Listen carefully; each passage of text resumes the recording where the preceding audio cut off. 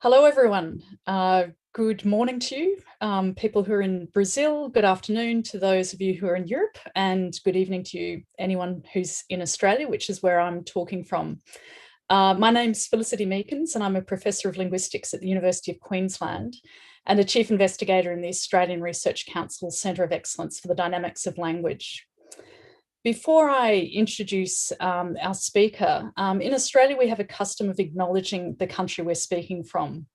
So tonight I'm talking to you from Gurindji country in the Northern Territory of Australia, and this is land that's never been ceded despite the invasion of their country. I pay my respect to their elders, past and present, many of whom have been heavily involved in documenting their language over the decades. And of course, this is the heartland of Gurindji Creole, a fascinating mixed language which spurred my interest in language contact. And of course, language contact is the topic of our talk for this evening, which you'll hear a bit more about when I introduce the speaker. So many of you are an audience of this particular series. This Linguists Online series is a fantastic initiative of the Brazilian Linguistics Association, and it's designed to give students and researchers free access to state-of-the-art discussions on the most diverse topics related to the study of human language. And it's been a wonderful series during COVID and has kept many of us linguists across the world well connected. So tonight, I'd like to introduce Evangelia. She's a functional typologist who focuses on endangered languages with a particular interest in language contact. She's worked on Balkan Slavic, spoken in Greece, on Romani, spoken in Greece and in Mexico, and has also been documenting some of the highly endangered languages of Mexico. So language contact as a field, I think, has really begun maturing in the last decade or so. We're bringing new methods to this field of study. And Evangelia's extremely valuable contributions have been, firstly, corpus-driven studies. Why is this valuable? Well, this type of work has been ensuring that theoretical work on language contact is data-driven, and examples of contact phenomena are not simply cherry-picked to support particular theoretical perspectives. More recently, Evangelia has branched into experimental field methods, which is adding a psycholinguistic reality to contact studies. And this is the topic of her talk tonight: the adaptive bilingual mind, insights from endangered languages. And of course, you can also read more about this in her upcoming book, which I can absolutely recommend to all of you. So thank you very much, Evangelia, for your contribution to this series. And just a reminder to everyone in the audience that you can put your questions on chat, and at the end of the talk, we'll be able to discuss and listen to Evangelia addressing some of your questions. So please join me in welcoming Evangelia. Thank you, Felicity, for the kind introduction. Let me share my screen.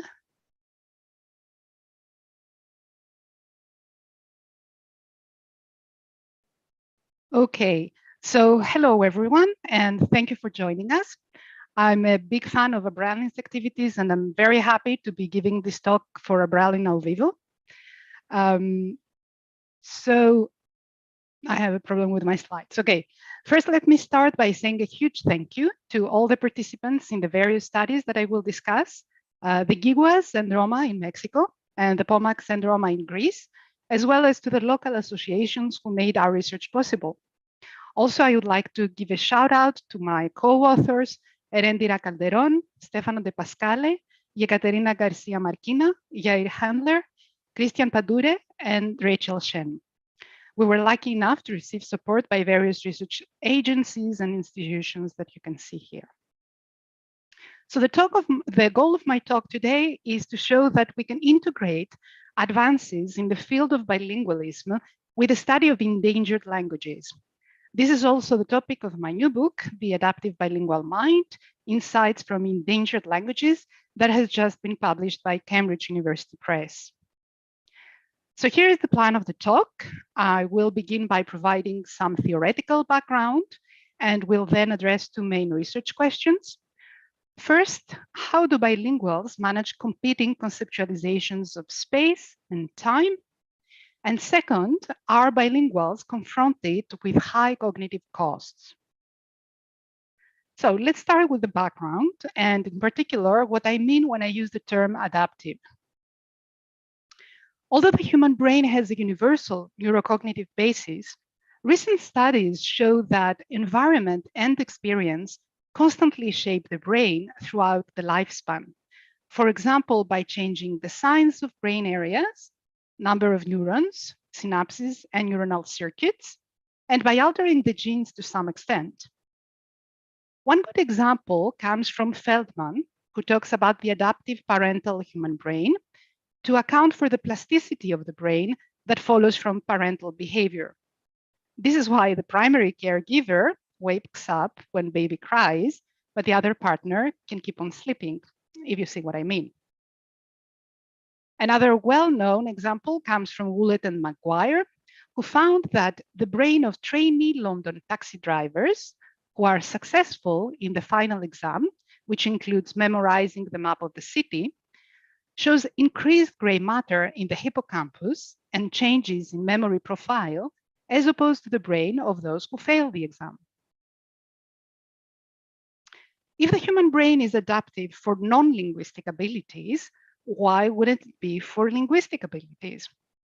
In 2009, Pliatsikas proposes the dynamic restructuring model, which stresses that the use of more than one language causes continuous adaptations in the brain, which largely depend on the linguistic environment, the language switching needs that this environment imposes upon the speaker, and the experience that the speaker has acquired in dealing with the two languages. So what are these adaptations? Let's get a bit technical here. There is an immediate effect of learning an additional language in local cortical gray matter volume, but in the long term, and as experience increases, this effect is replaced by white matter, which is responsible for connectivity between neurons, as well as subcortical restructuring. There is also the very influential adaptive control hypothesis by Green and Abutalebi in 2013, which holds that bilingual speakers adapt their cognitive system to different real-world interactional contexts. The model distinguishes between three interactional contexts, defined as patterns of conversational exchanges within a community of speakers. So there are the single language contexts, where one language is dominant and one is used exclusively in a different environment, for example, in interactions with monolingual speakers. There are the dual language contexts, where two languages are used in the same conversation, and the dense code switching contexts, where there is a frequent alternation between two languages in a single sentence. Now, these different interactional contexts are associated with different language control processes in production and comprehension. This is the competitive and cooperative language control. Language is also viewed as an adaptive system in the position paper by the Five Graces group in 2009, including authors like Bybee, Christensen, Croft, Ellis, and others. Now, the authors stress that language has a fundamentally social function. Patterns of use strongly affect how language is acquired, is used, and changes. These processes are not independent of one another, but are facets of the same complex adaptive system. The authors conclude by saying that the structures of language emerge from interrelated patterns of experience, social interaction, and cognitive mechanisms. In the same spirit, several researchers have been calling for an integrated neurolinguistic, psycholinguistic, and sociolinguistic framework for the study of second language learning and bilingualism, code switching, and language contact. And yet, even though experience matters, much of the research on human cognition comes from Western middle-class populations. Until recently, 96% of participants in behavioral research were from Western countries, although these represent roughly 12% of the world's population. In psycholinguistics, more specifically, 57 languages were represented in publications and conferences, of which 85% were represented by just 10 languages, like English, German, Japanese, French, Dutch, Spanish, Mandarin, and Korean. So this is, so in my work, yes, I want to suggest that in order to better understand the bilingual mind, we need to also take into consideration bilinguals from a variety of cultures, social organizations, and natural environments. This includes speakers of endangered languages. According to estimates, 3,500 languages are in danger of having no speakers by 2100. The last generations of speakers are generally bilinguals in the process of shifting to the socially dominant language. So I think that this is a very important population of bilinguals that we shouldn't be ignoring. But is it a good idea introducing psycholinguistic methods in the field, meaning outside the lab? At first blush, psycholinguistic methods and concepts may seem incompatible with the ecologies of endangered languages. But I think that bilingual experimental methods, in fact, allow for an inclusive methodology and have the potential to empower speakers of endangered languages to act in a complex world through bilingual and multilingual practices. Now, from my experience, I've noticed that people actually enjoy listening to their in-group language on a computer as it becomes associated with novel domains like technology. So I think that as long as we work closely together with the communities, psycholinguistic methods can be as ethical as other classic methods in linguistics. Now, let me present some empirical studies looking at bilingualism among speakers of endangered languages, and hopefully explain why this is important for bilingualism research beyond the obvious argument of diversity and inclusivity. I will start by addressing the first research question: how do bilinguals manage competing conceptualizations of space and time? So, first things first, is human language even necessary for the formation of concepts? Well, evidence from various fields shows that human language is in fact not necessary to form concepts. In a beautiful study, Varghese-Weber and colleagues, for example, find that even the tiny brains of bees are capable of forming concepts. For example, they combine above or below, right and left with difference. Similarly, in human development, a lot of the work by Kari shows that some conceptual representations of the real world are pre-linguistic. For example, causal and spatial relations among middle-size and middle-distance objects. So language is not necessary to form concepts, but does this mean that conceptualizations are completely independent from language when we speak? In the classical model of speech production and comprehension, Levelt considers that even though the conceptualizer is not language specific, the preverbal message is language specific to some extent. So let me quote Levelt here: using a particular language requires the speaker to think of particular conceptual features. The importance of the language-specific filter is made even more apparent in the thinking for speaking hypothesis.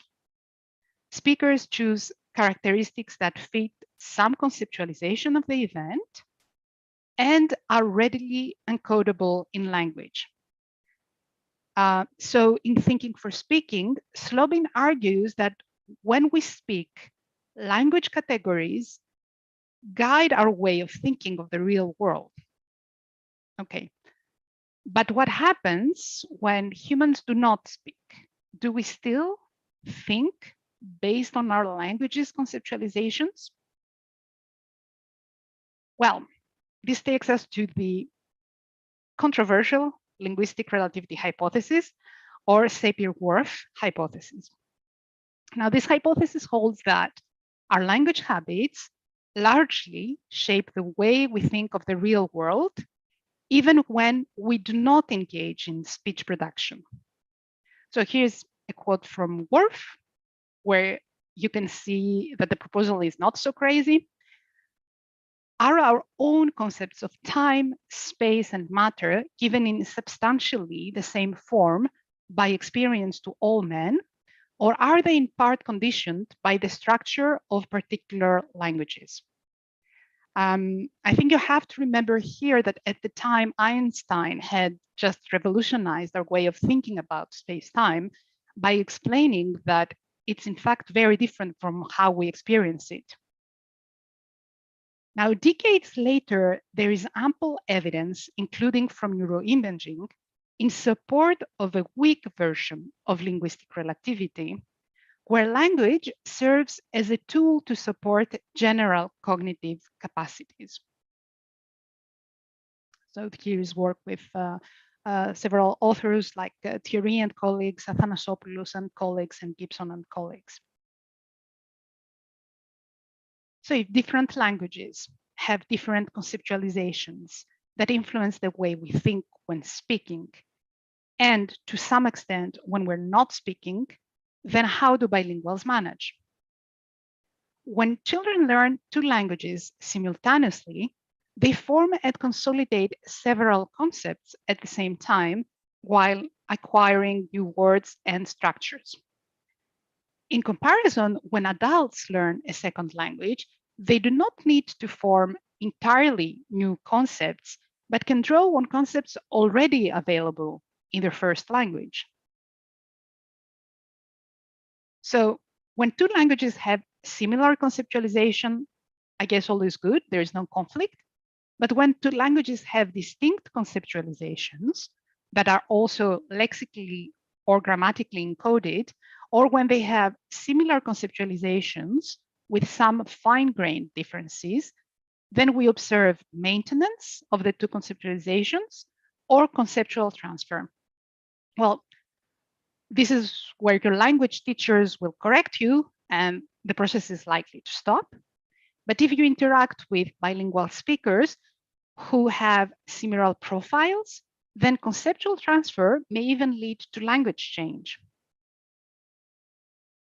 Okay, let's now focus on the way we talk and think about space. I will start again by asking whether spatial orientation is independent from language. And it turns out that spatial orientation is independent from language to some extent. I won't cite all the relevant research here. There's a lot of work, but let me just mention that children orient themselves before the acquisition of terms such as right and left. Patients with aphasia who have lost mastery of spatial terms manage with spatial orientation as well. And animals like rats, for example, have been extensively studied, rely on properties such as right and left to find an object. But what language really does is that it provides extra help for spatial navigation in cases of difficulty or ambiguity. Now, is spatial memorization independent from language too? Well, several cross-linguistic and cross-cultural studies find that people memorize spatial relations based on language categories. Well, there are three major types of memorizing the position of two objects, for example. Let's say the tree and the horse in this picture. Now, one can be geocentric, where the tree is going to be to the east of the horse. Another way is egocentric, and this is the one I would use, where the tree is to the left of the horse from my point of view. And the third is intrinsic. It would be something like the tree is at the back of the horse. But recent studies focusing on indigenous rural communities report that geocentric memorization strategies are still in use after the loss of a language the geocentric terms, or after the loss of the geocentric terms. So this was noted by Le Guen for the Yucatec Mayas in Mexico, Meekins, Jones, and Algie for the Gurindji people in Australia, and myself in Adamu and Shen 2017 for the Izcatecs in Mexico. Now, in all these studies, we used the memory game Animals in a Row, where people see 3 small animal figures, the one next to the other. You can see that in the picture. And then they need to turn around, walk a bit further, and reposition the animals as they remember them. Well, the Izcatecs, even though they only speak Spanish, positioned the animals with respect to cardinal points, where, for example, in the top picture, the participant is facing north, and the jaguar is westernmost and is facing east. And in the bottom picture, the participant is now facing south, but the jaguar is still westernmost and is still facing east. So this shows that she relies on a geocentric frame of reference. And in comparison, in an egocentric frame, the jaguar, which is on the left hand on the top, would remain on the left hand after the rotation. But you can see that that's not the case. And the jaguar in the picture on the bottom is on the participant's right hand. I think it's also interesting to say that when I conducted this study at school, students were proud to say that they were using the most accurate answer, which is the one that is independent from the speaker's viewpoint. Okay, if language categories guide memorization strategies, how is it possible that these Spanish speakers use geocentric strategies? To better understand how something like this is possible, we worked in a larger community where the native language is still spoken, unlike Izcatec, which is only spoken by, fluently by 4 speakers. So we collaborated with the Giguas in Mexico, who speak a language closely related to Izcatec. And this research is part of Erendira Calderon's PhD thesis. Gigua is an Otomanguean language of the Popolocan branch. It is severely endangered with somewhere between 500 and 1,000 speakers.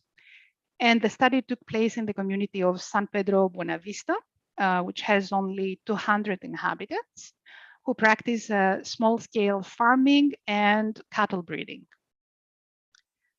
17 Gigua Spanish bilinguals participated in the study. Their ages ranged from 52 to 87. We also worked with what we call a control group, consisting of 17 Spanish monolinguals from the community. Their ages range from 24 to 46. The sociolinguistic interviews conducted by Erendira suggest that the bilinguals have been using Spanish for daily communication from early adulthood. The comprehension test, which is a picture matching experiment, showed that speakers understand correctly relative clauses in both Spanish and Gigua. And finally, the verbal fluency test, where speakers need to give as many words as they can in 1 minute for fruits or body parts. So this test showed that Spanish is the dominant language, in that speakers could give more words in Spanish than in Gigua in this lapse of time. So Gigua words are a bit more difficult to retrieve. You can read all these results in the paper in more detail. Now, to study spatial conceptualizations, we decided to analyze speech as well as co-speech gesture, inspired by Gülberg's and Le Guen's work. This follows from the observation that co-speech gestures, the gestures we make when we speak, are conceptually linked to our speech and form an integrated system. So that if you want to fully grasp spatial linguistic conceptualizations, you'd better study gesture as well. The interest is also that although co-speech gestures reflect the online conceptualization of one event, they can express additional meaning that is not expressed in speech. How cool is that? So Erendira conducted a localization task together with a speaker of Gigwa. Participants were asked to describe in Gigwa and in Spanish the location of two buildings in their village or in a nearby city. So, for example, they were asked to describe the location of the church with respect to the municipality by memory and without using any pictures or maps. Gigwa Spanish bilinguals preferred geocentric gestures in both languages, associating them with deictic and topological terms. No cardinal terms were used. You can see here the stills from the videos where their hands locate the two buildings with respect to cardinal points, actually. This is not deixis. They're not pointing to the buildings. Also, these buildings are kilometers away, so they're not just pointing. You can also note some characteristics of geocentric gestures, as for example, the fact that their palms are open, or speakers can slightly turn towards the back of the gestural space. This means that they're not imagining themselves being in front of one of the buildings and then indicating whether the other building is on the left or on the right, which would be the egocentric way. Now, interestingly, Spanish monolinguals also used high rates of geocentric gestures. And what's exceptional is that they frequently combined them with Spanish cardinal terms. Now you can see here the statistical analysis showing that geocentric co-speech gestures were used more often in Spanish, which is not what is reported for Spanish speakers from urban settings, for example, and a little bit in Gigwa too. As for the egocentric left-right co-speech gestures, they were rarely used overall, and very few were used in Gigwa, which is a language that has no left-right terms. They did calc the left-right distinction from Gigwa, but it's rare. It's rarely used, sorry.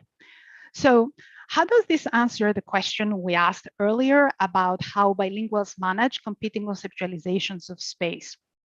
Well, co-speech gestures seem to play a key role in allowing Gigwa Spanish bilinguals to use geocentric conceptualizations without geocentric terms in both their languages.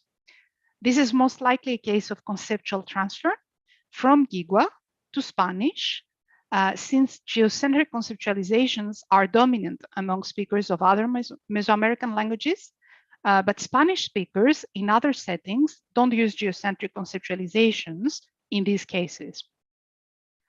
Interestingly, Spanish monolinguals from the community use Spanish cardinal terms in an innovative way that allows them to support geocentric conceptualizations. The maintenance of geocentric conceptualizations in this community is possible because Gigwas have a stable relation to their natural environment, prompting them to pay close attention to cardinal directions. And they generally communicate face-to-face, allowing for the use of co-speech gestures rather than through the phone or writing and texting. And it's a small community characterized by few contacts in everyday life with monolinguals from outside of the community, thus allowing for such localized language practices in Spanish. Okay, I will now turn to discuss how bilinguals manage different conceptualizations of time. First of all, humans have the ability to think about time that is of past and future events. They primarily rely on space to talk about time. So in English, we say in the weeks ahead of us, therefore talking about the future as being in the front of our body, but say that's all behind us now, talking about the past as being in the back of our body. So there is this front-back axis for future and past. In addition, researchers identify a robust mental timeline along the left-right axis. Now, this left-right axis is clearly not a function of language, as no language uses the terms left and right for past and future, but this agrees with people's experience in reading and writing. So if you read in a script from left to right, as in English, then past is most likely on your left. If you read in a script from right to left, as in Arabic, then past is more likely on your right.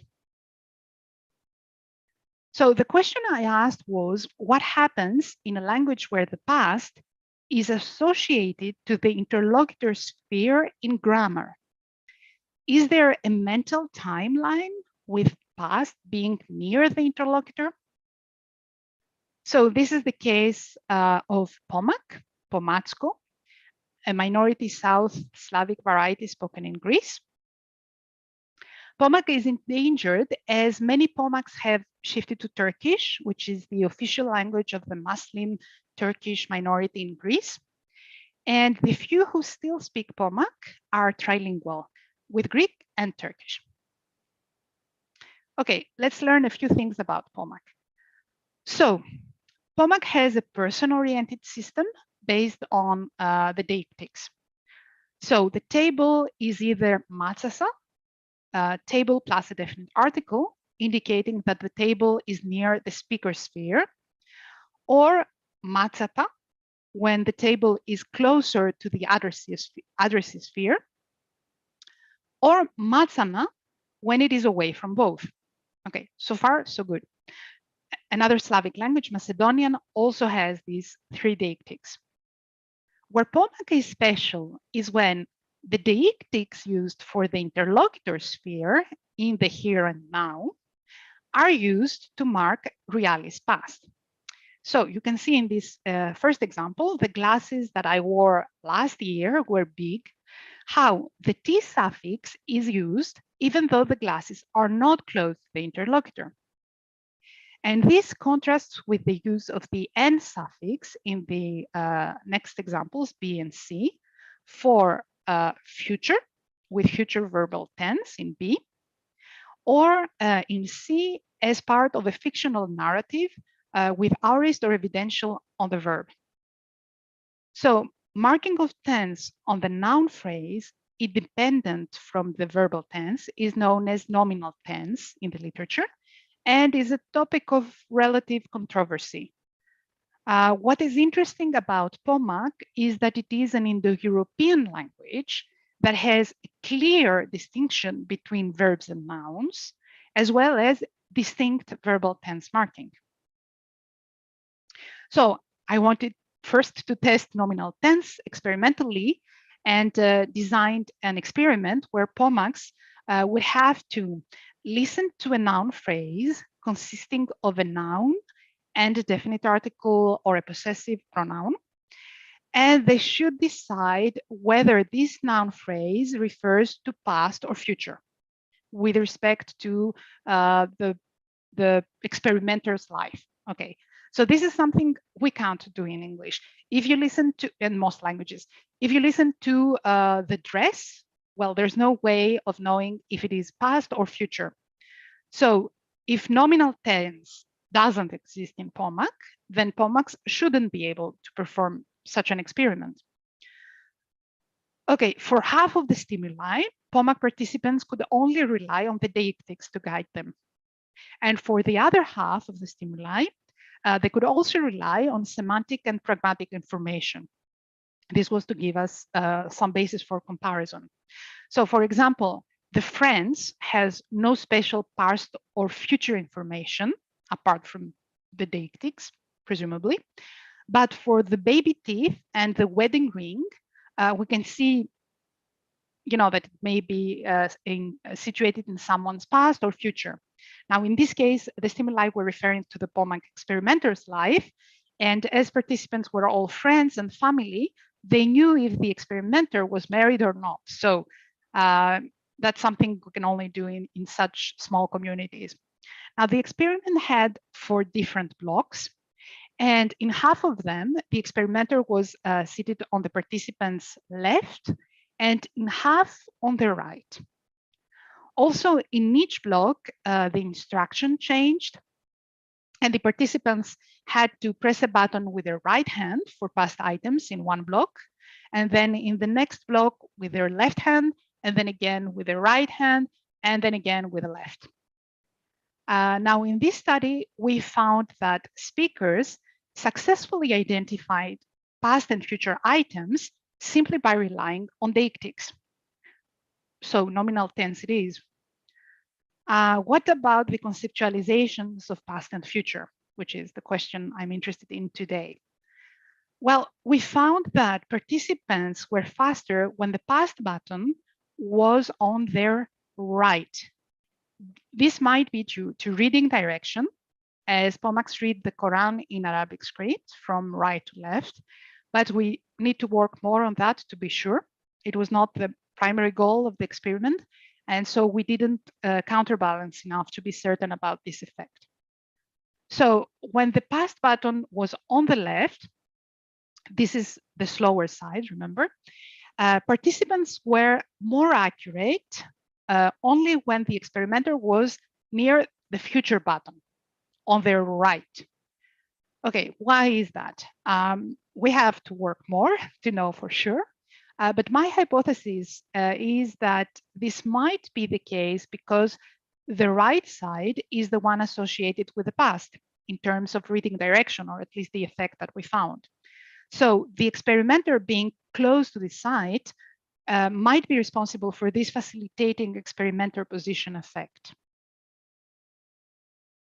Now, the Bayesian analysis conducted by Jari Handler confirms that the interaction between the past button position and the experimenter's position is the most important one. In comparison, when POMAX responded to the same experiment in Greek, where we used noun phrases with semantic and pragmatic information only, since Greek does not have nominal tense, they were again faster when the past button was on their right. So this mental timeline was the same as in the POMAC version, but we found no effect for the experimenter's position. So this might be because Greek doesn't have any deictics associating the interlocutor sphere with realis past. So how do bilinguals manage competing conceptualizations of time? Well, in this first exploratory study, we find that POMAX keep distinct linguistic conceptualizations of time, though they seem to share similar non-linguistic conceptualizations depending on reading direction. This differs from the conceptual transfer we noted among the Giguas and can be due to two main reasons. Sorry, the conceptualizations of time in POMAC based on nominal tense are associated with the use of deictics that were not transferred to Greek. And contrary to the Giguas, POMACs are in frequent contact with Greek monolinguals, rendering a linguistic change in Greek more difficult, of course. Still, it would be interesting to look at gestures to fully grasp linguistic conceptualizations of time, as we did with the Giguas for space. So, to the question, how do bilinguals manage competing conceptualizations of space and time?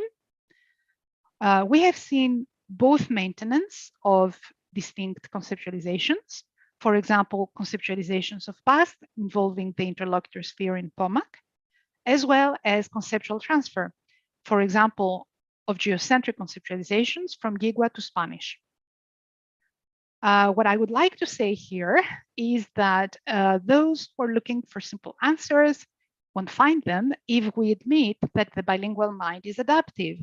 And therefore, what happens depends on multiple factors, like the linguistic coding means in the two languages, the linguistic environment and experience in using the two languages, and even the lifestyle, culture, and experience that speakers may have with natural environment or reading and writing. For the second part of my presentation, I will focus on the question, are bilinguals confronted with high cognitive costs? Most authors assume this to be the case, but recent behavioral and neurolinguistic studies offer evidence that nuance this assumption. Higher cognitive costs are plausible, as bilinguals need to control for the semantic, phonological, and grammatical alternatives, not in one, but in two languages. Also, they need to control for switching from one language to the other, depending on the code switching habits of their community. And two major cognitive mechanisms are involved: conflict monitoring, which is associated with interference suppression and attentional control, and response inhibition. But also let me clarify that cost is not a bad thing. In cognition, there are no cognitive benefits without costs. Well, first let's look at switching costs. They're both non-linguistic and linguistic switching costs. When we switch among non-linguistic tasks, we are confronted with high cognitive costs. It's easier to just follow the same rules during a task than change the rules from one task to the other and back again. But for language switching, some studies report high costs, others low or even no costs. The studies that find reduced costs are studies of people who frequently code switch, rather than of imposed language switching among bilinguals who do not generally code switch. My own study comes from Romani Turkish, spoken in Greece. Romani is an Indo-European language of the Indic branch. Roma in this area have century-long contact with Turkish, an Altaic language, since the Ottoman times. Many Muslim Roma have shifted or are shifting to Turkish, which is the official language of the Muslim Turkish minority in Greece. And those who still speak Romani are trilingual with Greek and Turkish. So the situation is similar with POMAX that we discussed earlier. Muslim Roma in Greek Thrace speak a special variety of Romani. They name it Horahane Romane, that can be roughly translated as Romani Turkish. You can see an example here from natural conversations I recorded over the years. In blue are the Turkish elements, and in black the Romani, inherited or other borrowed items. And you can see more specifically that Turkish verbs like to be tired or to rest are used together with Turkish verb morphology. And that in parallel, Romani verbs like to look and to want are used together with Romani morphology. You can also see that pronouns with case marking come from Romani. This kind of mixing was very intriguing to me as it contradicted predictions for code switching or borrowing. For example, the forum model predicts that agreement in code switching will always come from the matrix language, which is the language that sets the grammatical frame. And here you can see that we have two matrix languages. We have agreement between the subject, Romani pronouns with Romani nominative case, and Turkish and Romani finite verbs. Well, in the perspective of borrowing, we also know that isolated word insertions are typically morphologically integrated, and this is not the case here either. When we turn to look at the distribution of tokens per language and word class in a corpus study, we find a majority of Romani nouns and verbs. All nouns, Romani or Turkish, take Romani morphology. Verbs are split, with Romani verbs taking Romani morphology and Turkish verbs taking Turkish morphology. Also note that pronouns are always Romani. To study language switching costs, we designed with Rachel Shen a picture choice task with sentence auditory stimuli. We created the 16 sentences in 4 different versions. I'll tell you a bit more about the versions in a while. And we associated them with 16 pairs of pictures. So the participants listened to the sentences and they had to click to the best suited picture. For example, for the sentences, the neighbors were having parties very often, they drank and danced until late. You had to select the picture on the left. 37 participants responded to this experiment. And let's now look more closely at the 4 versions. In the first one, this is the Romani-Turkish mixed version. We used Turkish nouns with Romani morphology and Turkish verbs with Turkish morphology, as speakers normally do in the community. In the Old Turkish version, we used Turkish words, Turkish as spoken in the community as well. In the code switching version, we used Turkish morphology with Turkish nouns, and we used Turkish pronouns with Turkish verbs. And that's something they don't do in the community. Finally, in the borrowing version, we used Romani morphology with Turkish nouns and verbs, which again, they don't do. So we found that Old Turkish is significantly shorter than mixed code switching and borrowing. And we found no significant differences between mixed and code switching. So there seem to be switching costs. But in addition to the 4 versions, we had also used Turkish verbs with different frequencies in the corpus. So we used Turkish verbs in the task that were variably used in Romani or Turkish in the corpus. We used Turkish verbs that were generally used in Romani in the corpus and rarely in Turkish, and Turkish verbs that were more frequently used in Turkish in the corpus. So we found that for Turkish verbs that are also most frequent in Turkish in the corpus, the versions Romani Turkish, the mixed one, and the Old Turkish are shorter than the 2 other versions. So we found no switching costs there.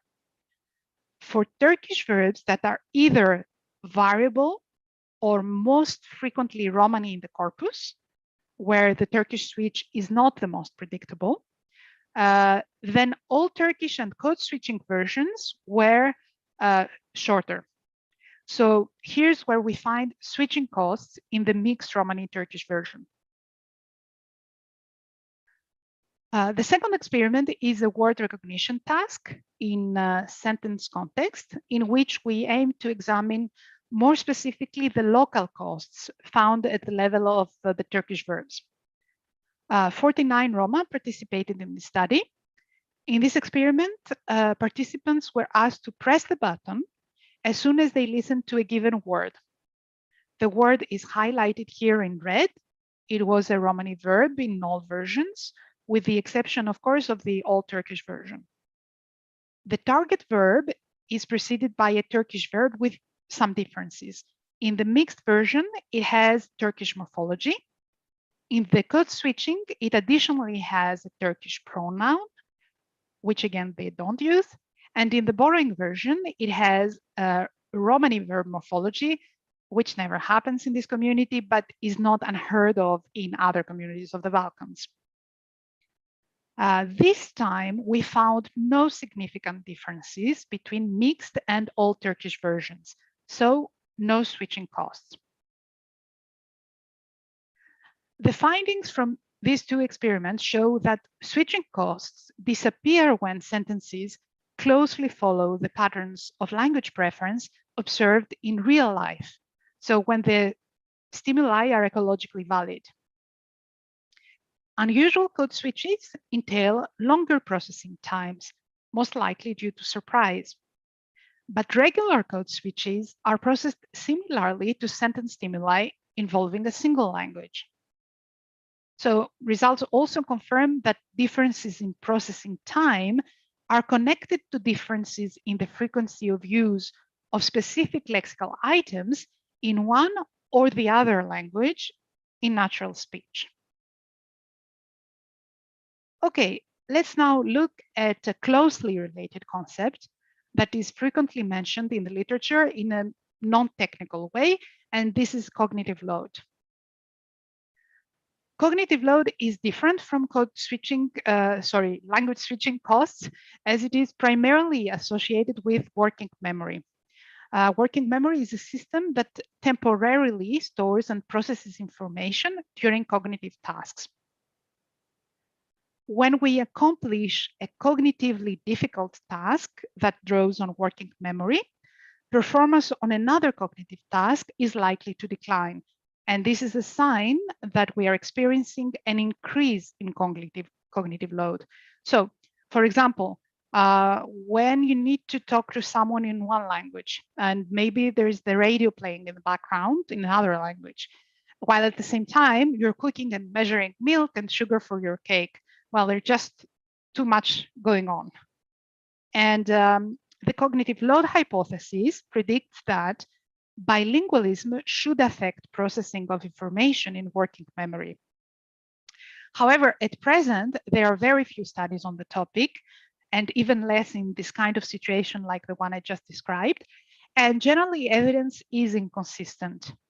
The results we have, once again, stress the importance of linguistic experience, but also aspects like good working memory, which of course varies depending on age, but also depending on individuals. Now, some linguists have argued that the simplification of grammar observed in situations of language endangerment and language shift could be due to high cognitive load among bilinguals. Silva Corvalán noted, for example, the generalization of the Spanish estar, the verb to be, as opposed to ser, among Mexican Spanish English bilinguals in the US. She hypothesizes that this is due to the increased cognitive load of bilinguals, although there is no study directly measuring cognitive load. I didn't have the chance to measure cognitive load either, but I was surprised to find linguistic counter-evidence showing that Romani Spanish bilinguals in Mexico have, on the contrary, complexified their grammar by adding alternatives in Romani copula choice that were present in Spanish. So as you can see in the sentence on the left, like us, she's young, Mexican Romani speakers will say "Saramente vivo y mi." This is how Roma from Europe would also say this by using the same Romani verb to be. But Mexican Roma differ from European Roma in that they have another way of saying to be. And you can see this on the right for the sentence, because I didn't call him and now he's mad. This is said in Mexican Romani by using the person pronouns in él. For example, Mexican Roma say vo juliaricolo. This is translated in Spanish by the same speakers by using estar, as in está enojado. So we have a clear case of complexification of Romani grammar by copying the Spanish to be distinction. Okay, but if there is increased cognitive load among bilinguals, then why did Mexican Roma complexify their grammar? I suggest that maybe conceptual transfer is a good way, after all, of reducing cognitive load. Still, I was curious to see whether nowadays Mexican Roma bilinguals tend to reduce the alternatives in copula choice, as Silva Corvalán predicts. So we conducted a copula choice task with 16 Mexican Romani Spanish bilinguals from the state of Veracruz. This work was part of Cristian Padure's PhD thesis. Cristian is a Romani speaker from Romania.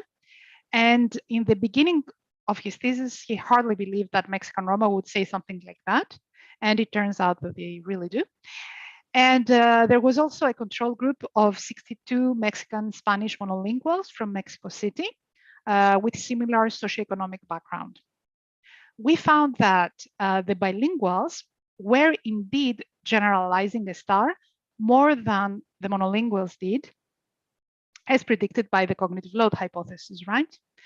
So for example, with properties that are not limited in time, as in the sentence, I didn't like the owner of the apartment, he's unpleasant, bilinguals would use estar more than monolinguals did.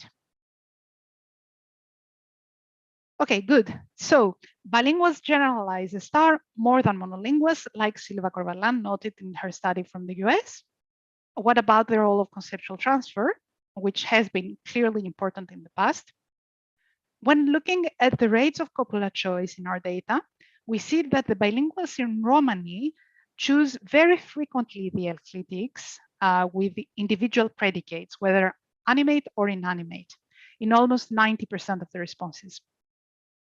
You can then see that they choose 72% of a star in the responses with inanimate, when the monolinguals only choose a star in 44% of the cases. So the generalization of a star may be due to the higher cognitive load of the bilinguals, but there is also some conceptual transfer taking place from Romani to Spanish.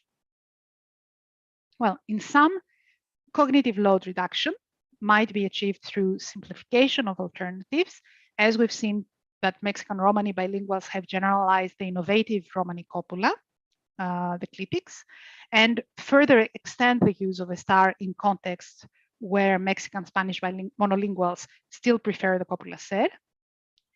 At the same time, I suggest that cognitive load reduction might also be achieved through conceptual transfer, even when the grammar becomes more complex. And this is probably only possible among early bilinguals, frequently using both languages, with no prescriptive attitudes, as is the case of Mexican Roma. This might be more difficult to observe in other bilingual populations who may have access to monolingual speakers or institutional language. So to the second question, are bilinguals confronted with high cognitive costs? The short answer is yes, but here's how they manage. We have seen how the regular use of Turkish with Romani in Greek trace leads to reduction of switching costs that are otherwise attested in language switching, and how switching costs also boil down to specific lexical items. We have also seen how Romani Spanish bilinguals in Mexico generalize a star, as well as the innovative copula they developed in Romani under Spanish influence. This is in agreement with the cognitive load hypothesis, but also stresses the potential advantages of bidirectional conceptual transfer. Okay, now to conclude, I'd say that the take-home message for today is that language and cognition change and adapt depending on speaker's experience. As experience varies, taking into consideration under-investigated bilingual populations with sometimes unique linguistic and social linguistic characteristics allows us to complement existing studies on bilingualism. We can't keep ignoring other ways of being bilingual if we have the ambition to understand the bilingual human mind. Now, data from these populations offer the opportunity to draw attention to some typologically rare linguistic phenomena and observe how bilinguals adapt to their communicative needs in diverse societal and cultural settings. So that's it, and thank you all for listening.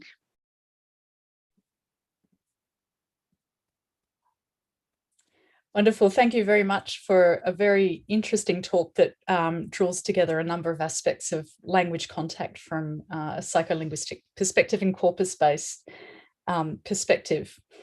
While we're waiting for some questions to come through, maybe I'll begin.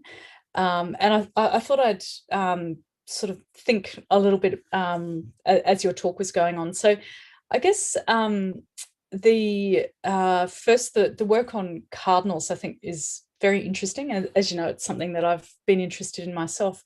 And the results that you show are sort of largely seem to be what we're starting to see. But I thought what was really curious was that you were getting monolingual Spanish speakers gesturing in sort of cardinally orientated ways. And that's something that I don't think anybody else has noticed in the literature. And I wonder if you've got something more to say about that.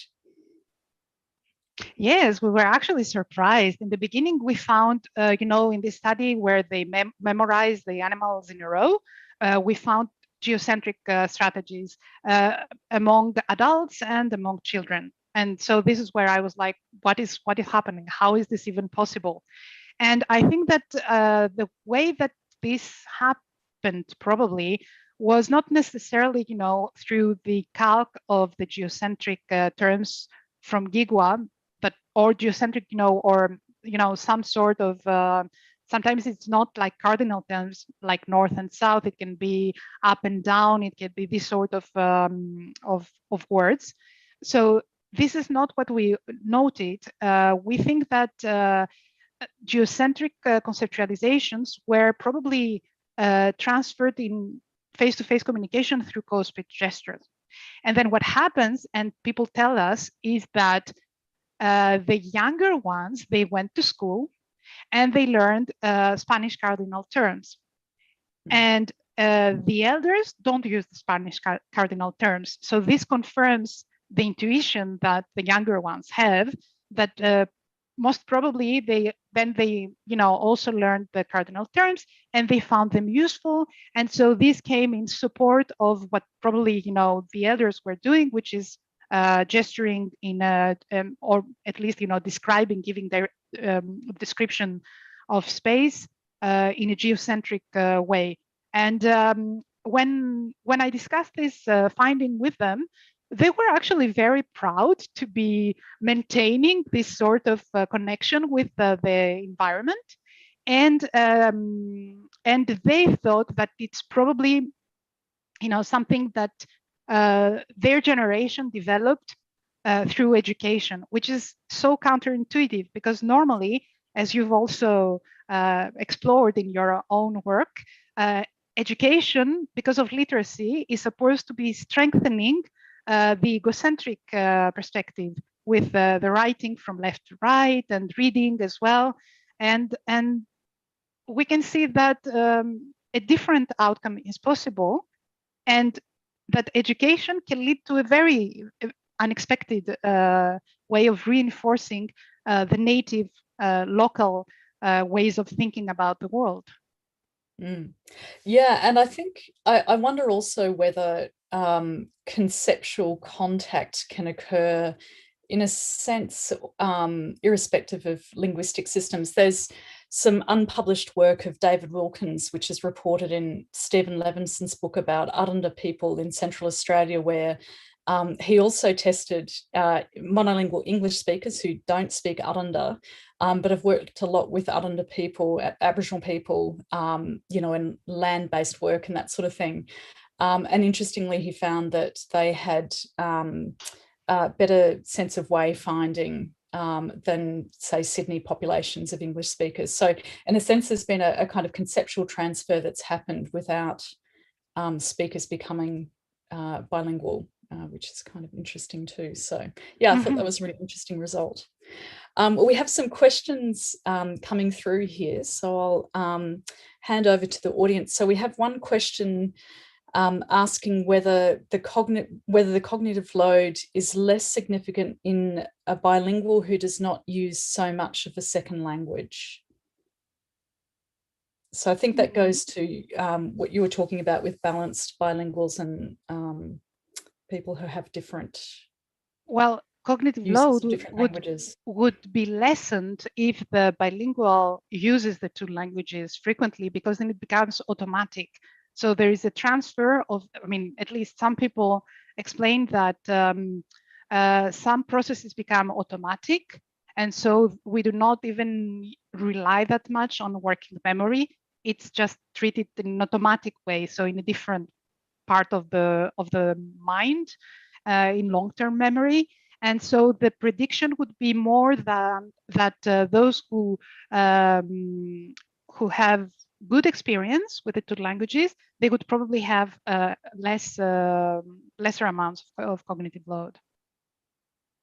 That's at least the studies that. But then again, you know what? It also depends. Studies differ depending on what they're examining. If it's lexicon, if it's syntax, and also about more or less complex structures. So that the results are fine-grained, let's say, in terms of what is being tested and what outcomes we have. But overall, what I've seen is that they haven't found, very obvious cognitive load increase, which is unexpected, I guess, from what we have the habit of saying about that. Great, thanks. Hopefully that answers the person's question. Somebody else has a question about methodology. Okay. And they say, you're working with a community you're not a part of and whose languages you do not speak as a native speaker, as is often the case for endangered languages. So how do you go about administering tasks or conducting interviews in this kind of context? Mm-hmm. Yeah, true. So first of all, let me say that I started working in the language that was spoken in my own family. And it so happens that the community was not interested in revitalizing anything. It was a huge political problem. So then I moved on indeed to other closely related languages, because the language I worked on is a Slavic language. So then I moved on to Pomac, and then in the area there was also Romani, and then I moved on to Mexico. But however, in each case, I have an experience now of almost 2 decades, and in each case I keep close contact with the people in each of the communities I've been working in. And there are different cases. So some communities are well organized. For instance, Roma in Greek Thrace, they have a local women's association. So I work with them, and I've been working with them for 15 years now. So there is a relation of trust that is built, and we therefore worked with research assistants that were fluent trilingual speakers. And so this is a relation that we've been building also really beyond just my linguistic work. I'm trying also to help as much as I can about other issues that are important in the community. Now, for the GIGWAS, this is the study that Erendira conducted, and she was in touch as well with the Revitalization Association that is active among the GIGWAS, and this is as well how the study was conducted. Again, with GIGWA, a Spanish interpreter, who participated in the study, but also other people in the community who were very motivated and have done work in revitalization. And so this was the other study. For the ISCATEX, I was part of the language documentation program. And so normally my focus was there mostly about language documentation, and then I slowly started to open up to the rest of the community and the Spanish monolinguals, for instance, and this is where my work on bilingualism came in. And there in this community, also among the GIGWAS, you have to have the authorization of the local assembly. So this is something we don't have in Greece, and this is something that is quite standard in the Mexican setting. And then there is another case for the Roma in Veracruz. They were at the time when we conducted the study, they were very well organized, but they didn't have necessarily an association to represent themselves. So it was just Christian, who's as I said, a Roman speaker from Romania, and then he worked with people from the community who were actually interested in doing this work together. And finally, the trickiest case, I guess, is the one for Pomac, where it's a huge problem to do work officially and publicly on the language. It's like, as I said, it's the same problem as for the Slavic community I come from. And this is a place where I worked with Pomac speaker. I knew her since she was a young girl. She was 7 when I met her, and then she was 18 when she did this task. So again, these are long-term relationship. She's a speaker. She worked with her family and friends, and so in each case, I'm trying to involve as much as possible, and if people are interested, the speakers from the community. It's a very long answer, but had many different scenarios. And I guess it also gives you this perspective that, you know, all cases are different and we have to adapt and do our best in each case, in each setting. Yeah, no, actually, thank you very much for such a detailed answer. I think it's probably often quite difficult for other linguists to appreciate the extent that you yourself and other field linguists, the kind of effort that we all put into relationship building within communities, because they're often, you know, marginalized communities, and science can be a very daunting thing, Western science. And I think all of your work is wonderfully underlaid by really strong relationships and corporate building. And of course, all of the questions that you have not, you know, come from extensive corpus development. And I think this sort of psycholinguistic work really follows on very nicely from that, because you can really dig at theoretical questions in ways that you can't do when you're just doing standard documentation work. So I think it's really great that you outlined everything with that kind of detail. Okay, thanks. I'm just, I think this is the way we want to be doing things. Just going to, speaking of, I guess, the corpus, one of the things that I noticed in the way that you were bringing together corpora work and psycholinguistic work was really showing the value of the corpus, for instance, in looking at the frequency of verbs and particular word classes when you're doing this sort of psycholinguistic work. So I wonder if you could say something about the corpus that, the Romani Turkish code switching corpus that you have. Okay, so this links to the previous question, because as an outsider, well, I first arrived in the community and, you know, I didn't even know the language. I didn't know how the community lived. So my first paper is a paper in Language and Society, where basically I am describing just, you know, when people are using languages and how they use them, and you know, what are their connections with outsiders, community outsiders. And so I first have to understand what's happening in the field. So that's the very first thing. Then, well, participants sometimes allow me to record them. At the time, I used to be very discreet. For instance, I didn't film them. In Mexico, it's easier to film people, but in the Balkans, I found that it's more difficult, again, because of the political tensions. So I just record them. Now I have shared online the part of the recordings that are not personal, that are, you know, stories, funny stories, tales, these sort of things.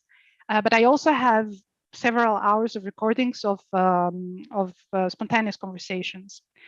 And so this is then I took actually a sample, a representative sample, let's say, of all the hours of recordings. And this is the one that I analyzed a little bit, you know, with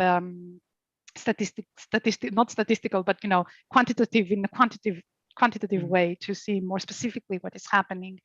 And then I spent a lot of time there. And so I also knew, you know, if my recordings were actually representative or not of what was happening when I was not recording. And so this is something you can also control for. And that means that you need to, you know, slowly get to know the community, slowly get to know people. In this lapse of time, of course, there are changes. So people have been shifting. For instance, in the family, one of the families that I've been working with, they were speaking Romani to the elder grandchild. And then when I arrived a few years later, well, to the second grandchild, they were no longer speaking Romani, they were speaking Turkish. So you can also see this evolution in the field. And then, well, that's the question. How can you, in our cases, when we work with under-described languages, how can you even build a psycholinguistic experiment if you don't know what is happening in the community in the first place? You can't just arrive with an idea of something that has been noticed in English, let's say, and just apply this in the field. It doesn't make sense. And then also in terms of trust, you build on the knowledge that you have started sharing as well with people, and this is how I ended up exploiting. To me, it's like normal. Like, how could you do it without having the corpus? How can you ever do the psycholinguistic experiment without having knowledge of a good understanding of what is happening there? So yes, it's a basis. Corpus is the basis. Now, I wish I had bigger corpora, but that's something we know. That's a problem we have. And I know that it's not like the frequencies are not statistically significant, but at the same time, because I have this qualitative knowledge of the field, I know that it's, it's not like as if we were working on English and there are, millions of speakers. So we can't really say, oh, that's representative. These are small communities. So we sort of can say that, something is representative or not of the way of speaking, Yeah, and I mean, even though I think many of us don't have corpora that are, anything the size of, for instance, Shana Poplak's English, French code switching corpora, actually often case, we've got corpora that represent a large percentage of a speech community than these incredible size corpora of the large languages do. So I don't think we should downplay the corpora that we produce with smaller communities. I think oftentimes they're actually more representative of communities than the larger ones. Well, I like to say that for Iskatech, I have 100% of the linguistic community because there are, only 4 speakers. So yeah, no, exactly. So I had another question actually about your use of the term conceptual transfer. So you're using it with within that kind of neo-Whorfian context, thinking about space and time. But you're also talking about it in the Mexican Romany case study with the ESTAR transfer. So you were talking about that as a conceptual transfer, and I guess elsewhere in the literature, I think this sort of thing might be referred to as pattern transfer in that sort of MAT-PAT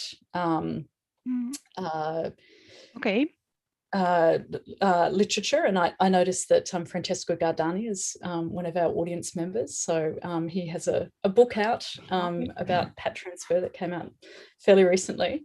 So I just wondered if you thought of these, I guess, grammatical transfers that you're calling conceptual transfers in the same way that you think of things like space-time concept transfer, or if you do see these things as being a little bit different.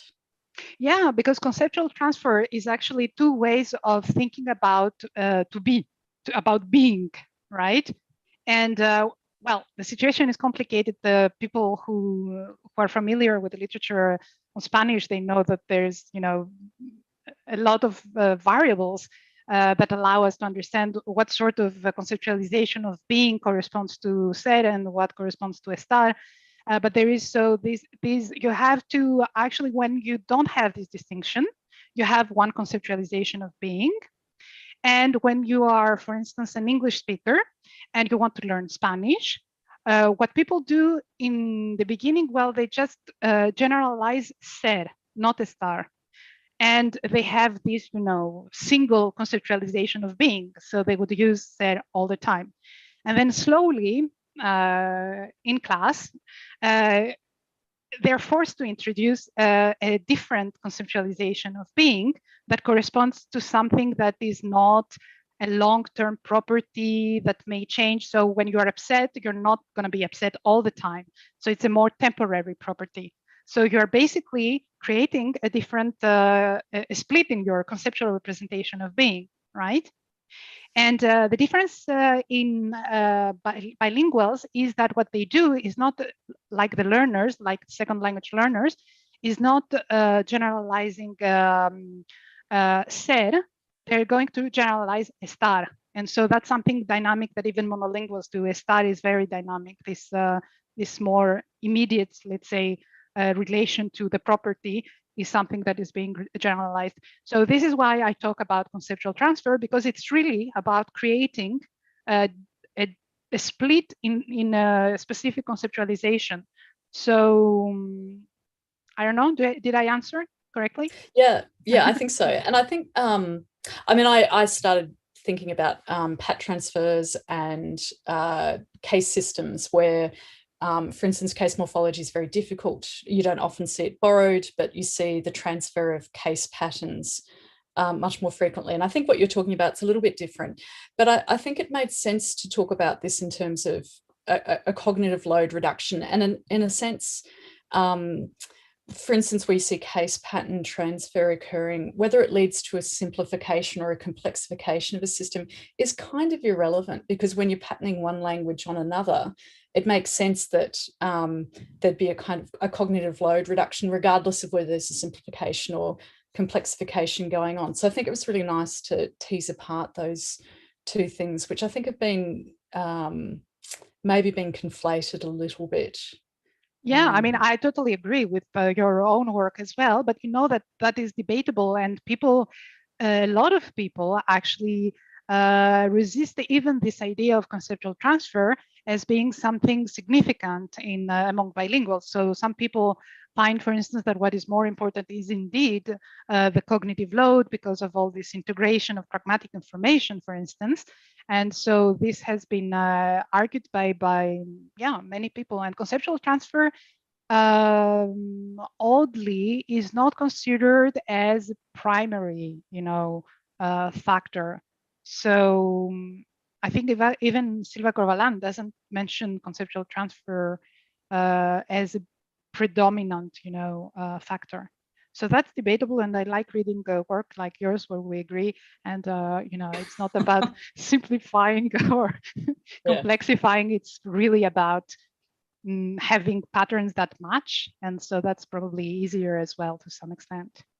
Yeah, I mean, it makes sense as you see the grammar of two languages becoming more simpler, then surely there'd be a cognitive load reduction going on in those particular cases, and whether it's simplifying or complexifying is somewhat irrelevant, I think. Yeah. Good, we agree. Yeah, we agree. That's nice. Great. Well, we've got no further questions coming through the chat, but I'd like to again commend your book to everyone. Please read it. A lot of the argumentation is made, of course, in much more detail. So if there's things that puzzle you or plots or graphs that sort of went by too quickly, of course, you can sit with them a little bit longer and get to understand them a bit better. And it's a fantastically written book, and I think the depth and relationships that you've built within the communities that you work in mean that the questions that you're asking, I think, are really interesting, and the results that you're coming up with are quite startling in some cases. So I think, corpus-based work in smaller communities with psycholinguistic experimentation is really pushing certainly the field of contact linguistics and the sort of theories that we have about these sort of ideas ahead. So yeah, it's wonderful to hear from you live. Well, thank you so much. And thanks for staying up so late. Yes, indeed. I shall turn into a pumpkin in about 10 minutes. Well, okay. Enjoy your field work as well. Yes. All right. Great. Well, enjoy the rest of your day. Enjoy wherever you are, or sleep well. Thank you, everybody. Bye-bye.